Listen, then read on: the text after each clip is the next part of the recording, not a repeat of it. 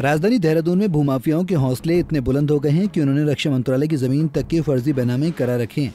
फर्जी बैनामा घोटाले की जांच कर रही पुलिस ने इसका पर्दाफाश किया है। इस मामले में पुलिस ने यूपी के बिजनौर निवासी हुमायूं परवेज को गिरफ्तार किया है।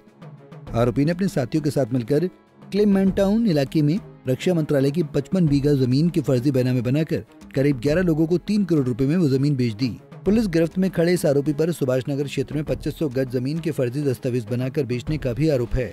जो एसआईटी जांच कर रही थी, इसमें अब तक 16 अभियुक्त को गिरफ्तार किया गया है। इसमें आईजी स्टैम्प द्वारा जो फर्जी दस्तावेजों के आधार पर 2 और मुकदमे कोतवाली में दर्ज कराए गए थे, जिसमें जब इन्वेस्टिगेशन चली एसआईटी द्वारा तो इसमें हुमायूं परवेज नाम का संदिग्ध इसमें प्रकाश में आया। चूँकि जो फर्जी रजिस्ट्रियाँ थी वो 2 प्रकरण इसमें प्रकाश में अलग अलग केसेस में। एक प्रकरण था क्लेमेंट टाउन का, जिसमें रक्षा विभाग को 1958 में जमीन हस्तांतरित निवर्तमान जो उस समय के जिलाधिकारी रहे उनके द्वारा रक्षा मंत्रालय को जमीन दे दी गई थी, लेकिन इनके द्वारा षड्यंत्र करके सहारनपुर में अपने जो रिलेटिव्स हैं, मतलब अपने पेरेंट्स के उसके नाम कराकर चेंज कराया गया था और साथ ही साथ उस ज़मीन पर अपना क्लेम किया गया और बाकायदा उसके डिमार्केशन के लिए प्रोसेस किया गया और उसके जिससे कि वो ज़मीन उसको मिल जाए।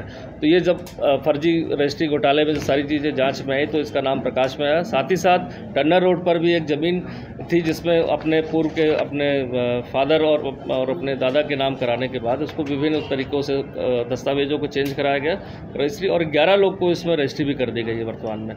तो 11 लोग को रजिस्ट्री करने के बाद 3 करोड़ रुपए के अकाउंट में भी ट्रांसफ़र हुए जो रजिस्ट्री के दौरान कराए गए थे। तो उसका भी पुलिस ने इन्वेस्टिगेशन में सारी डिटेल वगैरह ले ली है। तो इसमें मेन जो अभी आया कि तीसरी लाइन जो अभी तक अलग अलग गैंग इसमें ऑपरेट कर रहे थे, इसमें हुमायूं परवेज का नाम आया इसमें, और इसमें अन्य उसके साथियों का भी नाम आया। जो पूर्व में एक इसमें अभी समीर कामयाब है, वो जेल में भी बंद है। तो कहीं ना कहीं ये गैंग भी मोडस ऑपरेंडी उसी तरह से करके कि रजिस्ट्रार ऑफिस में एक्सेस करके जो भी बाइंडर्स इनकी एक्सेस रहती है, जो वहाँ काम करते हैं जो स्टाफ को, उनको एक्सेस करके उसने चेंज किया है। देहरादून में फर्जी रजिस्ट्री मामले में अभी तक करीब 12 मुकदमे दर्ज हो चुके हैं, जिसमें 16 आरोपियों की गिरफ्तारी हो चुकी है।